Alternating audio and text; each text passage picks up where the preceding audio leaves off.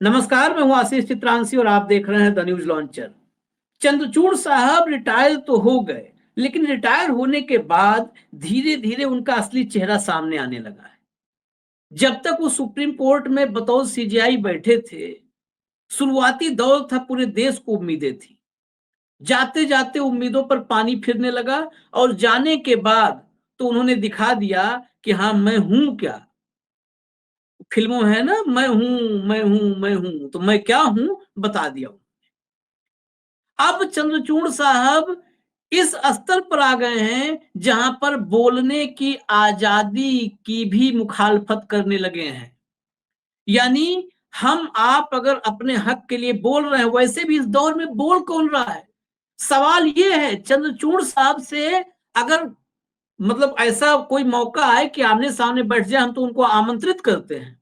देश भर में इतने बड़े बड़े जो है जगहों पर ज्ञान दे रहे हैं, वो हम उनको आमंत्रित कर रहे हैं आज कि वो एक बार आए, जरा हमें कुछ सवालों के जवाब दे दें। हम लोग कम बुद्धि, मूढ़ बुद्धि, मोटी बुद्धि के लोग, थोड़ा हमें भी कुछ समझ में आ जाए।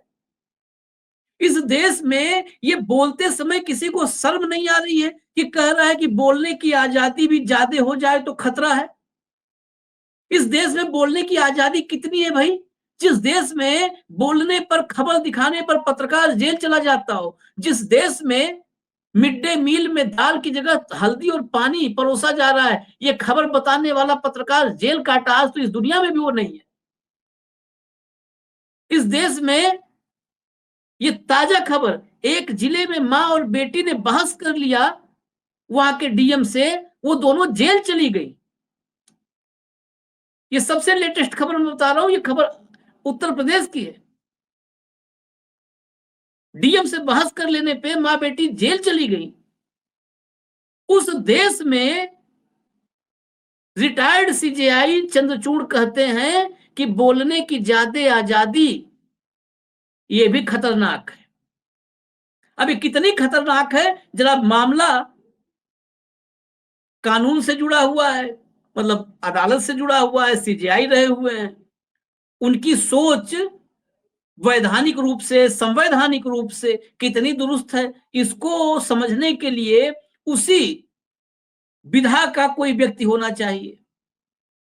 उतना बड़ा तो कोई नहीं है, वो तो आज की तारीख में मूर्धन्य है, लेकिन उसी विधा से होना चाहिए।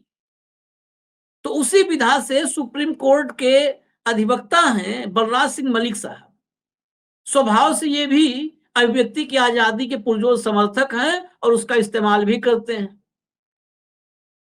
माननीय माय लॉर्ड, जिनको माय लॉर्ड कहने के खिलाफ वो गए थे और उन्होंने हटवाया कि माय लॉर्ड नहीं बोला जाएगा, उन माय लॉर्ड के खिलाफ भी अगर संविधान संविधान के कहीं पे भी कुछ जो है गर्दन मरोड़ी जा रही है, तो उनके खिलाफ भी बोलने से नहीं कतराते बलराज सिंह मलिक। उनको जोड़िए कंट्रोल रूम। मैं पहले अब खबर पे आ जाता हूं। मलिक साहब, जो स्पीच दी है, उस स्पीच में कहा है चंद्रचूड़ ने कि अभिव्यक्ति की आजादी जो है ज्यादा अच्छी नहीं है। अगर इसे बिना रोक टोक के जारी रखा जाए तो अधिक शक्ति वाले लोगों के लिए हथियार बन जाएगा, जिससे गरीब और कमजोर वर्गों की आवाज दबाई जा सकती है। दरअसल मैं इसको समझना चाहूंगा तर्कों से कि इनके कहने का मतलब क्या था, कि या मोदी टाइप ये भी कह के निकल लिए, बस जो कह दिए वही छप जाएगा। इन्होंने कहा कि असमान समाज में शक्तिशाली लोग अपनी स्वतंत्रता का उपयोग कमजोर लोगों के खिलाफ काम करने के लिए कर सकते हैं, इसलिए ज्यादा अभिव्यक्ति की आजादी अच्छी नहीं है। अगर किसी के पास शक्ति है तो अपनी स्वतंत्रता का उपयोग ऐसी गतिविधियों को बढ़ावा देने में करेंगे जो कि कमजोर वर्गों के लिए हानिकारक होंगी। अगर व्यक्ति पूरी तरह से स्वतंत्र हो तो अधिक संसाधन और शक्ति रखने वाले लोग दूसरों की आवाज दबा सकते हैं।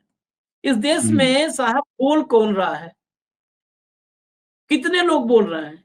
आज उंगली पर, मैं तो उंगली पर अगर गिनूं, एक रजिस्टर डायरी रखता हूं, उसका पन्ना, एक पन्ना नहीं भर पाएगा पूरे देश में, पूरे देश में एक पन्ना नहीं भर पाएगा।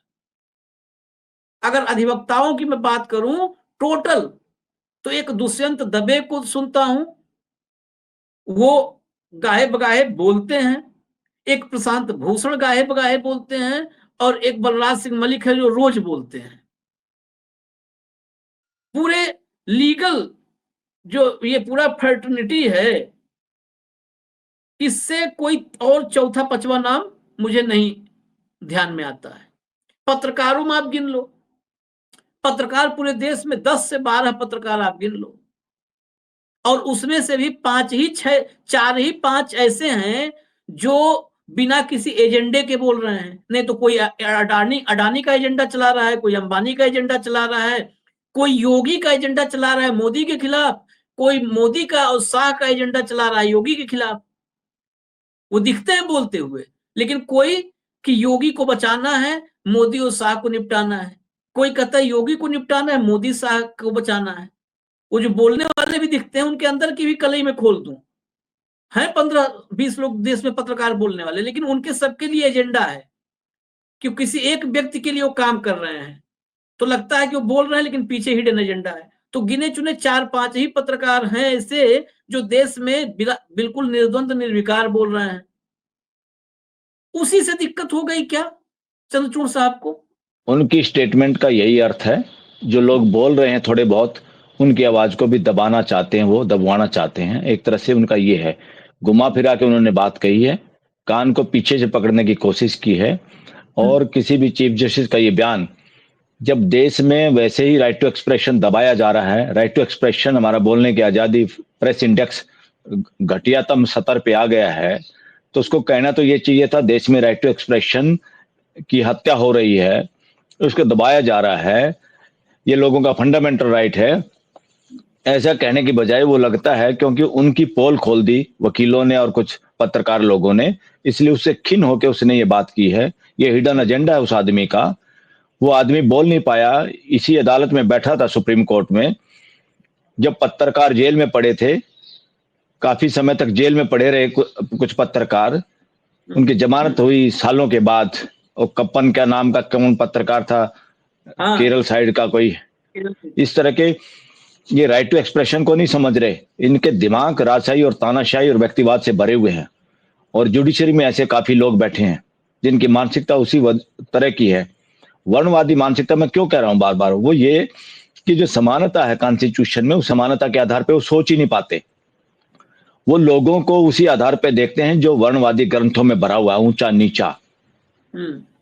तो ये सारा का सारा मामला, उस आदमी का ये स्टेटमेंट उसकी और पोल खोलता है कि चीफ जस्टिस चंद्रचूड़ की मानसिकता क्या है।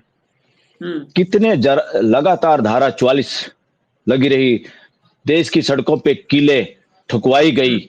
ये सुप्रीम कोर्ट में था उस वक्त चंद्रचूड़। इसको पता नहीं क्या राइट टू एक्सप्रेशन होता क्या है। नेचुरल राइट है ये, नेचर खुद को प्रकटित करती है मानव के जरिए। मानव जो बोलता है, जो समझता है नेचर को, उसको अपने मुंह से बोलता है, जो महसूस करता है उसको बोलता है। वो एक मानव नहीं बोलता, वो नेचर बोलती है। नेचर का इकलौता ही एक्सप्रेशन का कोई जुगाड़ है, कोई तंत्र है, तो मानव जाति है धरती पे, जो पूरे ब्रह्मांड को एक्सप्रेस कर सकती है, उसको समझ के, उसको देख के, उसको सुन के। तो राइट टू एक्सप्रेशन इतनी बड़ी चीज है। राइट टू एक्सप्रेशन के खिलाफ जो आदमी बोलता है, समझो उसका अस्तित्व में भी विश्वास नहीं है, वो अस्तित्व विरोधी है, वो नेचर विरोधी है, वो मानवता विरोधी है, वो संविधान विरोधी है। उसकी मानसिकता, सड़ी हुई मानसिकता के लोग हैं ये जो भी है। और मुझे तो ताज्जुब है कि चीफ जस्टिस लेवल का आदमी इस तरह की बेहुदा बकवास करता है। Nonsense on the part of Chandrachud.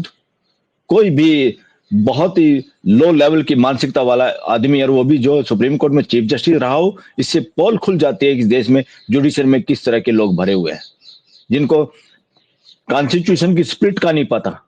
वो बातों को घुमा घुमा के राइट टू एक्सप्रेशन की हत्या हुई सरेआम किसानों के सामने। लोगों को बोलने नहीं दिया जा रहा, लोगों को इकट्ठे नहीं होने दिया जा रहा, लोगों को धरने, जुलूस, विरोध प्रदर्शन, वो राइट टू एक्सप्रेशन में ही आता है, वो नहीं करने दिया जा रहा।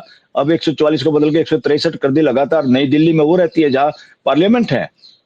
पार्लियामेंट में एक फॉर्मल प्लेटफॉर्म है, पार्लियामेंट, देश का एक्सप्रेशन, राइट टू एक्सप्रेशन, उसको बात करने के लिए।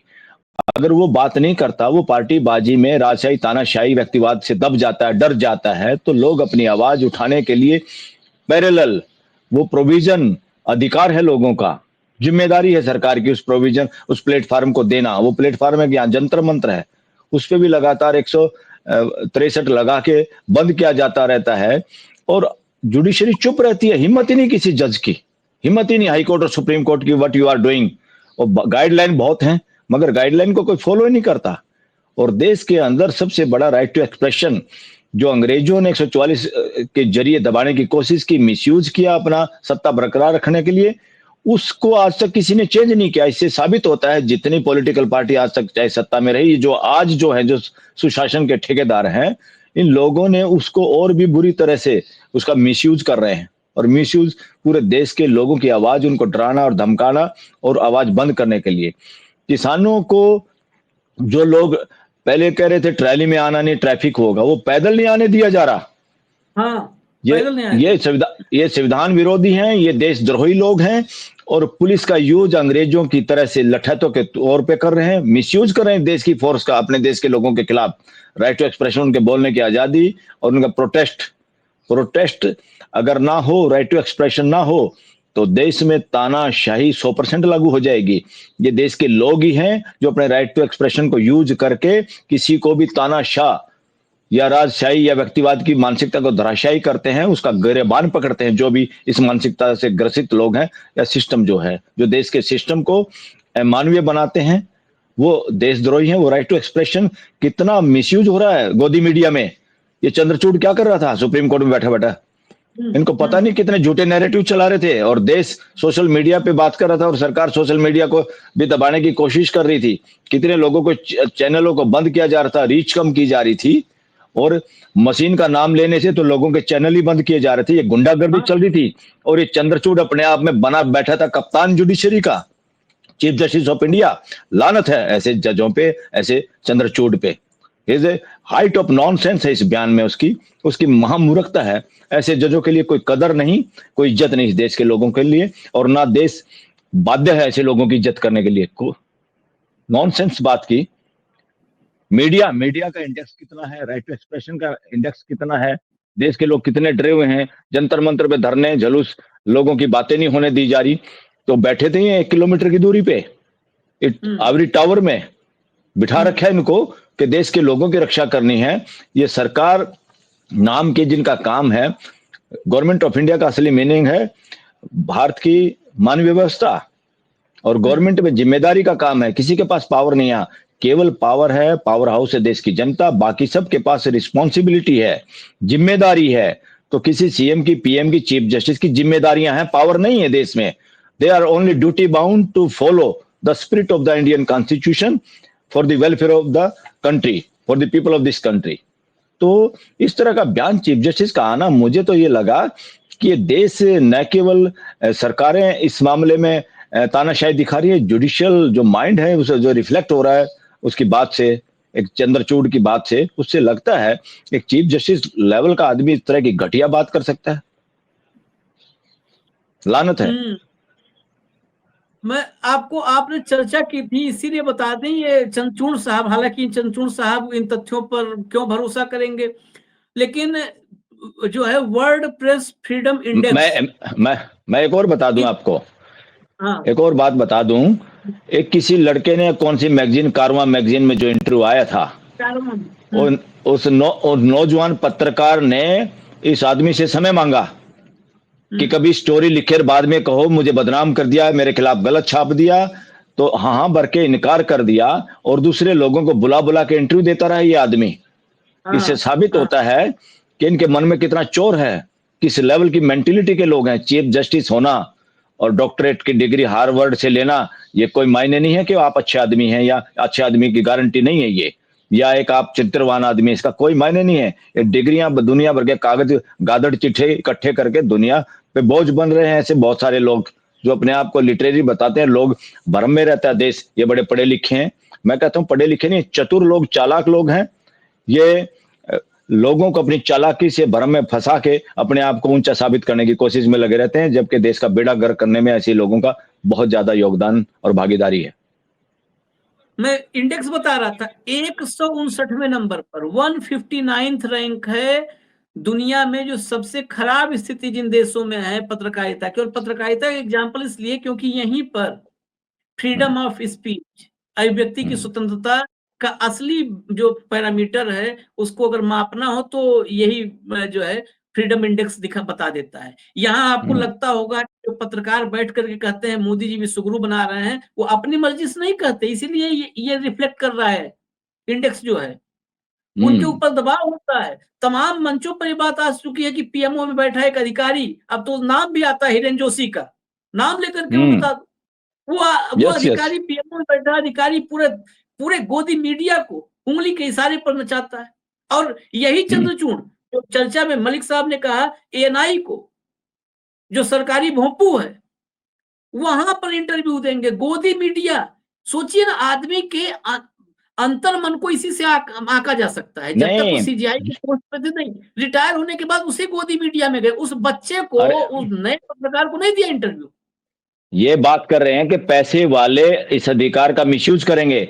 अरे इस अधिकार का मिसयूज कर रहा था गोदी मीडिया, पैसे वाला, पूंजीपतियों के चैनल हैं ये, और आप तमाशा देख रहे थे, तब आपने कुछ काम नहीं किया। आज आप भाषणबाजी कर रहे हैं कि पैसे वाले मिसयूज करेंगे। अरे मिसयूज कर रहे थे, आपने उनका कुछ नहीं किया, करने दिया।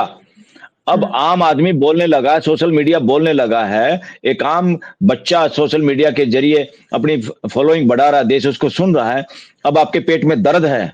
ये गरीब गुरबे आम आदमी एक अच्छे पत्रकार साबित हो रहे हैं और देश उनको अप्रिशिएट कर रहा है। देश का आम आदमी बोल पा रहा है, उसको सोशल मीडिया के जरिए रीच मिल रही है, रिस्पेक्ट मिल रही है, लोग सुन रहे हैं, लोग जागरूक हो रहे हैं। और मनुवादी मानसिकता के जो लोग भी, चाहे वो जजों के रूप में हैं, वो इस देश को नपुंसक बनाने में लगे हुए हैं, ताकि लोग वैसे ही भय में बोल ही ना पाए। और कोई मसीहा आएगा जब हमको बचाएगा। ये जो बात है ना, यदा यदा धर्मस्य ग्लानिर, जब जब धर्म की हानि होती है, मैं होती हूं, कौन होती है, कौन सांड आता है इस धरती को बचाने के लिए? जब गड़बड़ हो रही, जब कहां हैं आप? ये बड़ी चीज है। कॉन्स्टिट्यूशन हमारा लिविंग डॉक्यूमेंट है। लिविंग डॉक्यूमेंट, जिंदा डॉक्यूमेंट। क्यों है जिंदा डॉक्यूमेंट? उसमें हम और आप अपने प्रतिनिधियों के जरिए चेंज कर सकते हैं नई समझ के आधार पे। जो डॉक्यूमेंट हम चेंज ही नहीं कर सकते, वो डेड डॉक्यूमेंट्स हैं। मानव जाति लिविंग डॉक्यूमेंट के आधार पे जी पाएगी, रह पाएगी, और जिसमें सब लोग शामिल हो पाएंगे। मैं यहां किसी डेड डॉक्यूमेंट की भर्त्सना नहीं कर रहा। उन डॉक्यूमेंट से सीखने की, समझने की जरूरत है, मगर देश चलेगा लिविंग डॉक्यूमेंट के आधार पर, क्योंकि लिविंग लोग रहते हैं, लोगों का देश है, और लोग ऐसे डॉक्यूमेंट के आधार पर जी पाएंगे जिसमें वो अपनी मर्जी से तब्दीलियां कर सकते हैं अपनी आवश्यकता के अनुसार। एक आखिरी सवाल है, क्या अब चंद्रचूड़ खुल करके मोदी का एजेंडा आगे बढ़ा रहे हैं, उसी एजेंडे को मजबूत कर रहे हैं खुल करके? क्योंकि अब ये लग रहा है ना, मोदी भी जुबान पर पहरा चाहते हैं कि जुबान पर ताला हो, कोई बोले ना, सिर्फ मैं बोलूं, बाकी देश सुने, मेरे मन की बात सुने, मेरे जुमले सुने, बस देश सुने। यही मोदी चाहते हैं, यही बात चंद्रचूड़ कह रहे हैं, और चंद्रचूड़ इससे पहले भी भगवान से पूछ के फैसला भी देते रहे हैं। तो ये कुल मिलाकर के एजेंडा क्या मोदी जी का ही अब खुल करके, कोई ढका छुपा नहीं, खुल के बढ़ा रहे हैं? खुल के कहने का ये मतलब है, ये जो लोग बोल रहे हैं, ये इन पे पाबंदी लगाओ, कानून बनाओ, अंकुश लगाओ, सोशल मीडिया पे भी लगाओ। क्योंकि सोशल मीडिया पे लगा दिया तो फिर हम बोलेंगे तो आप दिखाएंगे क्या, जब आप ही नहीं बोल पाएंगे? लोग तो मीडिया के जरिए तो एक्सप्रेस करता अपने आप को, ज्यादा लोगों तक बात पहुंचती है। तो ये सोशल मीडिया के अगेंस्ट बयान है। सोशल मीडिया को इकट्ठे होना चाहिए। We are doing a function very shortly, social media of India करके एक प्लेटफॉर्म आप लोगों को हम देंगे, जिसमें काफी सीनियर वकील होंगे सुप्रीम कोर्ट के, जो आप लोगों को पैटर्न के तौर पे काम करेंगे, ताकि कोई भी आपकी आवाज दबाए उसको हम दबने नहीं देंगे। और ये मामला कह के उसने गरीबों की आड़ लेके, गरीबों की ही आड़ लेके इस कानून बनवाना चाहते हैं, आप इसको रोकना चाहते हैं, और एक मैसेज देना चाहते हैं इस तरह के मनुवादी मानसिकता के जजों को कि इन लोगों पे तुम पाबंदी लगाओ। क्योंकि बहुत सारे जज हैं जो उनके समय में लगे हैं, उनके जानकार होंगे, उस मानसिकता के लोग होंगे। तो एक तरह से ये खतरे की घंटी उन्होंने बजाई है। इस घंटी को, इसका फ्यूज उड़ाना पड़ेगा, ताकि ये घंटी बोल ही ना पाए। देश के लोगों को तैयार रहना है।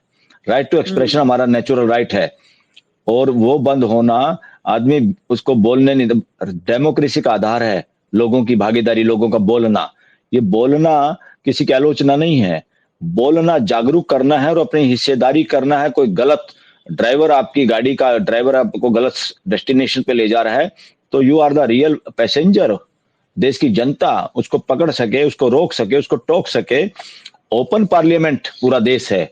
ये बिल्डिंग जो ईंटों की बनाई हुई है दिल्ली में पार्लियामेंट, वहां तो बहुत बार पार्लियामेंटेरियन गुंगे हो गए, भ्रष्टाचारी हो गए, समय पे बोल नहीं पाते, खुद ही नहीं बोल पाते, देश की आवाज क्या खाक बचाएंगे ये ऐसे लोग। तो पॉलिटिकल पार्टियों में इस तरह की नपुंसकता आ गई है। एक आदमी, दो आदमी कब्जा किए बैठे हैं पॉलिटिकल पार्टी पे। बीजेपी का भी भट्ठा बैठ गया है। बीजेपी के लाखों करोड़ों जो ये कह रहे बड़ी, सबसे बड़ी पार्टी, वो कहाँ है? वो पार्टी कहाँ है? वो लोग बोलने वाले क्यों उनकी पार्टी पे कब्जा किए बैठे हैं कुछ लोग? क्यों उनको गुलामों की तरह ट्रीट कर रहे हैं? इवन कैबिनेट के मिनिस्टरों को भी उनकी आवाज कौन सुनता है? इस देश में कलेक्टिव रिस्पॉन्सिबिलिटी है, किसी उसके मोहताज नहीं है। अकेला आदमी कोई प्राइम मिनिस्टर या सीएम, पीएम या कोई चीफ जस्टिस देश को चलाएगा, हमारा ना संविधान कहता, ना हम इन लोगों से ये उम्मीद करते। ये अपने आप को ठेकेदार ना समझे देश का, और चुपचाप देश की आवाज को सुने, ध्यान से सुने, केवल और केवल रिस्पॉन्सिबल सर्वेंट होने की तरह से सुने, अपने आप को मालिक और वो ना समझे, राजा ना समझे। इनको सचेत होना चाहिए। ये मैसेज है पूरे देश की जनता की तरफ से। चलिए, एक तो बड़ी बात है मलिक साहब, इस पर तो हमने चर्चा की ही कि इनकी मंशा क्या है। दरअसल मंशा कुल मिला जुला करके हमने तो उंगली पर गिनवा ही दिया, करीब करीब गिनवा दिया कि इस देश में बोलने वाले कितने लोग हैं। गिने चुने 10, 20, 40, 50 लोग हैं गिने चुने। उनकी जुबान खटक रही है, उनकी जुबान नहीं, बंद मैं करवाने मैं की यहाँ मैं कोशिश। यहाँ मैं यहाँ एक चीज ऐड करना चाहूंगा। गिने चुने लोग बोलने वाले नहीं है, क्योंकि क्या होता है, घर में भी, समाज में भी कुछ लोगों की नेचुरल ड्यूटी है, ये वो अपना उस काम को कर रहे हैं। बाकी कोई भी बोल पाता है, वो हम पूरे देश की तरफ से, पूरे समाज की तरफ से, समाज और देश के नागरिकों की ताकत के आधार पे ही हम लोग बोल पाते हैं। हाँ, हमारा हमारा आधार इस देश की जनता है, हम समझते हैं इस बात को, इसीलिए हम बोल पाते हैं। क्योंकि 140 करोड़ ही असली पावर हाउस है, बाकी कोई पावर हाउस नहीं। और हम पावर हाउस के हित की बात करते हैं तो we are getting power from the people of this country, citizen, मालिकों से हम पावर। और मालिक हमें बहुत प्रेम करते हैं, प्यार करते हैं, बात सुनते हैं, और तब तक ही सुनेंगे वो अगर हम उनके हितों की बात करेंगे, समान दृष्टि से देखेंगे। जो बात दिल को लगती है लोगों के, वो देश के बात होती है, आवाज होती है, इसलिए देश के लोग सुनते हैं। इसलिए जो जितने लोग बोल रहे हैं, मैं इनको कहूंगा the real parliamentarian of this country.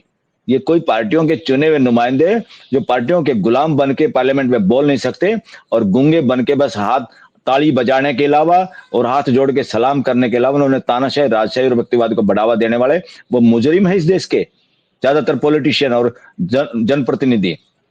तो आप और हम असली जनप्रतिनिधि हैं, और हमारे जैसे सब लोग असली जनप्रतिनिधि देश के, जिनको ना मशीन में गड़बड़ करके जीतना, ना जीत के कोई सरकारी बंगला लेना, ना जीत के किसी की चमचागिरी करके कोई मंत्री पद लेना। हम वो काम करें जो हमारे पूरे परिवार 140 करोड़ लोगों के लिए हित में है, और हमारा घर, पूरा ये देश, भारत देश के हित में है। हम अपने घर और अपने घर के मालिकों की, अपने घर के सदस्यों की बात करते हैं। इसलिए we all are comes in parliamentarian of this country. और जो ये लोग पदों पे होके भी इस तरह की बात करते हैं, आवाज बंद करने की बात करते हैं, ये सारे के सारे एक तरह से मैं कहूंगा, जिस गुलामी, इस देश में गुलामी को बढ़ावा देने वाले लोग, जो इस देश की गुलामी का आनंद लेने वाले लोग हैं, कि लोग गुलाम रहें और आपको लाट साहब कहते रहें, आप लाट साहब हैं। 70 चीफ जस्टिस आए, 70 आएंगे फ्यूचर में। कोई भी चीफ जस्टिस ये ना समझे, if you are not doing as per the Indian constitution, spirit of the Indian constitution, और as per the preamble of the constitution, you are nothing for the country. आप pension खाइए, जाओ अपने घर में आराम करिए। बिल्कुल। और कुल मिला जुला करके एक बात साफ है, एक आज ही इंफॉर्मेशन भी दे दिया इसी चर्चा में मलिक साहब ने, कि एक वो प्लेटफॉर्म लाने भी वाले हैं जिस पर इसको सामूहिक रूप से रखा जाएगा। कि प्लेटफॉर्म बन चुका है। We are organising a programme, और I request through your media channel, we request to all journalists and all social media people to participate in that and to hold hand of each other. We are behind you, all advocates who are lover of right to expression, fundamental right of this the people of this country. हम सब आपके साथ हैं। कोई ताकत नहीं इस देश में जो सोशल मीडिया के लगाम लगा सकेगी। सोशल मीडिया देश का असली मीडिया है। सोशल मीडिया एक तरह से देश की आवाज है। चलिए, यानी कुल मिला जुला करके मनसा कुछ भी हो, यह आवाज बंद नहीं हो पाएगी और इसको बंद नो कराने नो की नो। हर कोशिश नाकाम होगी। बहुत बहुत धन्यवाद मलिक साहब, क्योंकि ये लड़ाई आसान नहीं है, ये संविधान और इसको लोकतंत्र को बचाने की लड़ाई। नहीं चित्रांशी जी, इसको लड़ाई नहीं कहनी, ये काम है हमारा, हाँ, हमारे घर का काम है। हम एक कॉन्स्टिट्यूशन के हिसाब से इस देश में मानवीय व्यवस्था स्थापित करने में अपनी भागीदारी करेंगे। आप भी कर रहे हैं, हम भी कर रहे हैं। हमें मानवीय व्यवस्था चाहिए और सब उसमें भागीदारी कर पाए। इन पदों के चक्कर में जो राजशाही तानाशाही, ये पद एक हैं, एक पद का ये मतलब नहीं वो हमारा वो हो गया, मालिक हो गया है। उसको अपनी पोस्ट के हिसाब से काम करना है। इस देश में रिक्शा चलाने वाले का भी उतना महत्व और इतना ही प्रधानमंत्री का महत्व, इतना ही चीफ जस्टिस, इसके ज्यादा नहीं है किसी का भी। सब अपना काम कर रहे हैं, बशर्ते वो मानवता के आधार पे भागीदारी करें, एक दूसरे का सम्मान करें, देश को आगे बढ़ाने में काम करें, बस इतना सा है, बाकी कुछ नहीं। चलिए, ये मैं भी अपने आप को इस मामले में अब करेक्ट करता हूं कि हम लड़ाई नहीं, हम अपनी ड्यूटी, अपना काम कर रहे हैं। ये फिलहाल हमारा काम है ये। धन्यवाद मलिक हाँ। साहब, धन्यवाद। आप लगातार इस काम में जुटे हुए हैं, अपनी ड्यूटी को पूरी शिद्दत से निभा रहे हैं, तो इसके लिए आपको धन्यवाद। फिर हम अगले कार्यक्रम में फिर इस चर्चा को आगे बढ़ाएंगे। फिलहाल न्यूज लॉन्चर आप लोग देखते रहिए, इजाजत दीजिए हमें। नमस्कार। नमस्कार, थैंक यू।